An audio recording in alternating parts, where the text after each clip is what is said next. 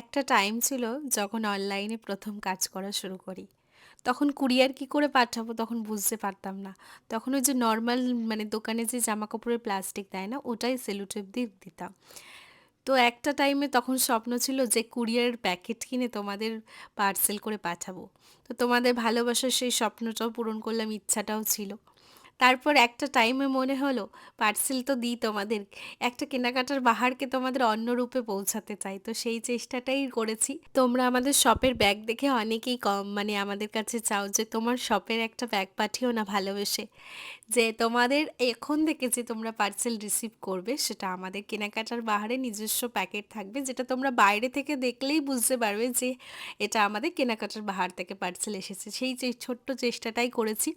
তোমাদের কেমন লাগলো অবশ্যই কিন্তু কমেন্ট করে জানিও। আমার নতুন প্রচেষ্টা তোমাদের জন্য, সব কিছু তোমাদের হাত থেকেই শুরু। তোমরা যেভাবে আমাকে সাপোর্ট করো, তোমাদের ছাড়া ইনকমপ্লিট। তোমাদের ভালোবাসায় আমি আজ যেটুকু পেরেছি অবশ্যই তোমাদের জোরে।